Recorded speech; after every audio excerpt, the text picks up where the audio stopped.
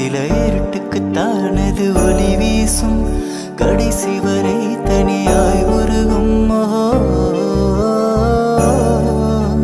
பிறரின் முகம் காட்டும் கண்ணாடி, அதற்கு முகம் ஒன்றும் இல்லை. அந்த கண்ணாடி நான் தானே.